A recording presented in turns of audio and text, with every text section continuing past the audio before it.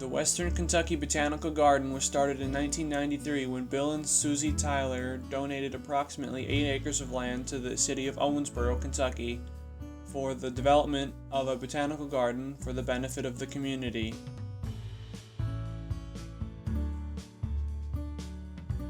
Beginning in the 16th century, botanical gardens served a utilitarian purpose by growing herbs that were used as medicines. Eventually, a more cultural objective became popular with the display of ornamental plants. Most recently, botanical gardens have taken on the responsibility of conservation and protection of endangered plant species. Consistent with the medicinal history of the first botanical gardens, an herb garden can be found within the garden itself.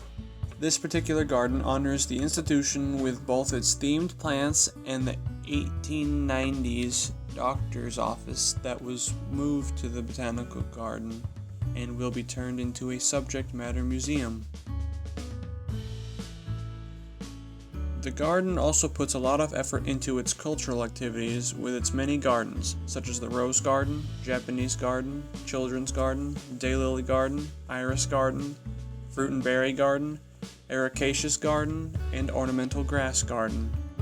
The garden organizes events around these gardens. For example, they have an annually dazzling Daylily Festival featuring its nationally recognized display garden.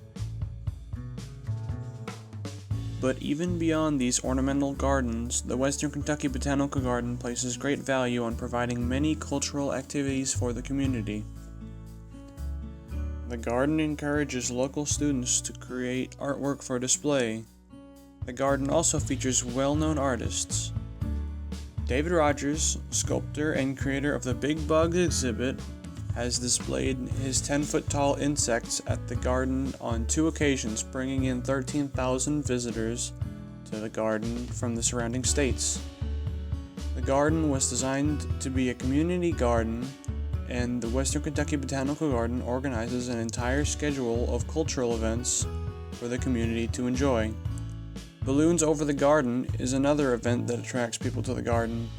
While a small fee for admission is needed to support the garden activities, there are several dates during the season designated as family days when no fee is charged. These events offer free food, games, music, and in an effort serve the entire community. The Western Kentucky Botanical Garden also has a learning center. The classroom building serves over 1,300 elementary school students each year and reinforces the importance of the garden to the community. Data shows that these students have increased their horticultural knowledge by 80%, while more than half of the students indicate an increased appreciation for the study of science. Like most modern botanical gardens, the Western Kentucky Botanical Garden takes responsibility for the preservation and protection of plants and the environment. Several of the plants species in the garden are indigenous to Kentucky and are maintained in the garden for historical purposes. The garden has also designated trial gardens to study the way a diverse selection of plants endure in local conditions.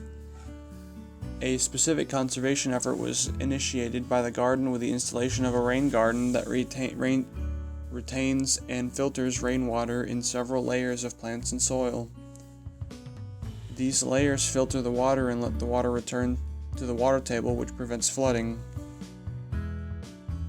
The garden contributes greatly to the community simply by the fact that the community is so involved in the garden. The garden is run by volunteers. Because of the scale of the garden and volume of volunteers, the garden brings the community together around a common interest. Volunteers of the Botanical Garden are so invested in it that they donate a Saturday of every month to maintain the garden through a program called First Weekend Wonders. Botanical gardens have a long and important history. They can have utilitarian, cultural, educational, and conservation-focused purposes. With everything the Western Kentucky Botanical Garden does for the community, from events that attract tourists to Owensboro, educate programs for the benefit of the local youth, to its ability to bring individuals together as volunteers to maintain it, the garden is more than just an attraction. It is an irreplaceable part of the community and should receive a memorial for everything the garden stands for now and in the future.